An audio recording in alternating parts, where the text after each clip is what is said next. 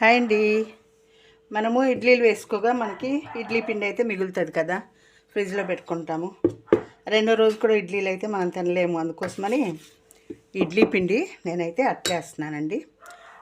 సన్నగా తరిగిన ఉల్లిపాయ ముక్కలు, తర్వాత సన్నగా తరిగిన పచ్చిమిర్చి, అల్లం ముక్కలు.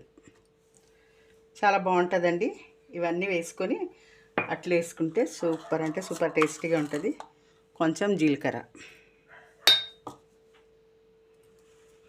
అలాగే సన్నగా తరిగిన కరివేపాకు, ఇవన్నీ వేసుకొని మనం కలుపుకోవాలండి. ఆల్రెడీ దానిలో సాల్ట్ ఉంటుంది కాబట్టి ఇడ్లీ పిండిలో కొంచెం ఉప్పు అయితే ఉంటుంది కాబట్టి మనం కొంచెం ఉప్పు అడ్జస్ట్ చేసుకుందాం.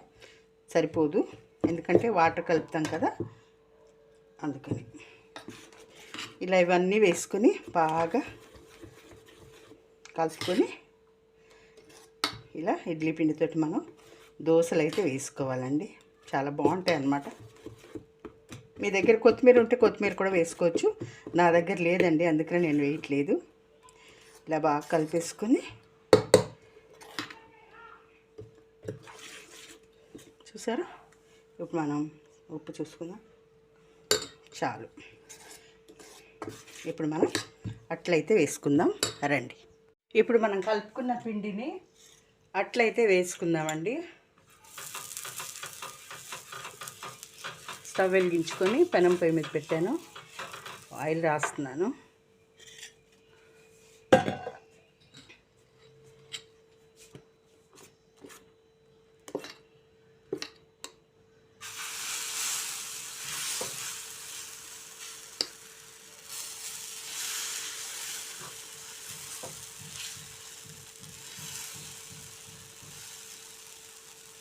కొంచెం మందమే వస్తాయండి ఇవి, ఎందుకంటే ఇడ్లీ పిండి కదా. మరి పల్చగా దోశల పిండిలాగా అయితే ఇవి రావు. అందుకని కొంచెం మనం మందంగా వేసుకోవాలి. అంటే ఇందులో ఇప్పుడు మనం ఇవన్నీ కలిపాం కదా, చాలా బాగుంటుంది.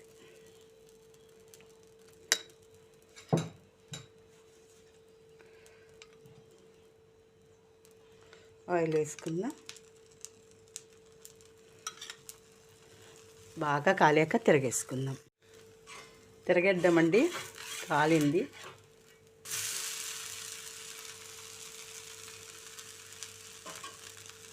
బాగా కాలాక ఇటువైపు కూడా మీరు కావాలంటే నెయ్యి అయినా వేసుకోవచ్చు. పిల్లలకి ఇష్టమైతే, పిల్లలు నెయ్యి అయితే బాగా తింటారు కదా, అలా నెయ్యితో కూడా మీరు చేసుకోవచ్చు. కానీ నేనైతే ఆయిల్తోనే చేస్తున్నాను. చాలా బాగుంటాయి ఇడ్లీ పిండితోటి ఈ దోశలు, చాలా బాగుంటాయి. మనకి నచ్చిన చట్నీతోటి తినచ్చు.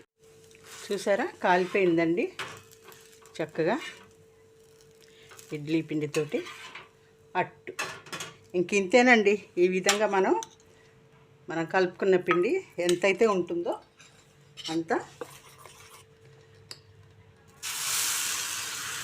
వేసేసుకొని ఇలా అట్ల మాదిరి వేసేసుకొని దోశలాగా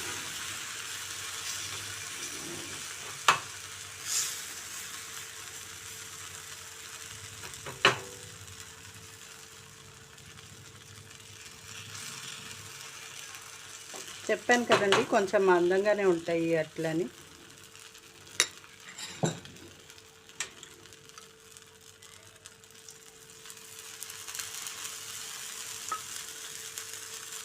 ఇది కూడా బాగా కాలేక మనం తిరగేస్తాం.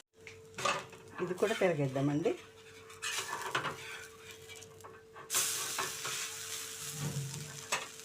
అంతేనండి. ఇంకన్నీ మనం ఎంత పిండి అయితే కలుపుకున్నామో ఆ పిండి మొత్తం ఇలాగా మనం ఇడ్లీ పిండితో దోశలు అయితే వేసుకొని చక్కగా తినొచ్చు అనమాట.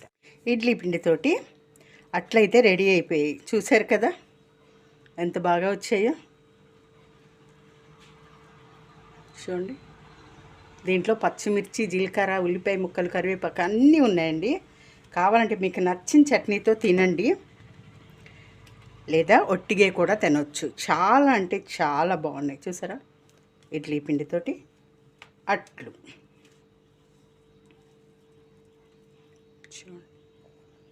నచ్చిందా వీడియో? నచ్చినట్లయితే ఒక లైక్ అయితే ఇవ్వండి, సబ్స్క్రైబ్ చేయండి, నా ఛానల్ని సపోర్ట్ చేయండి.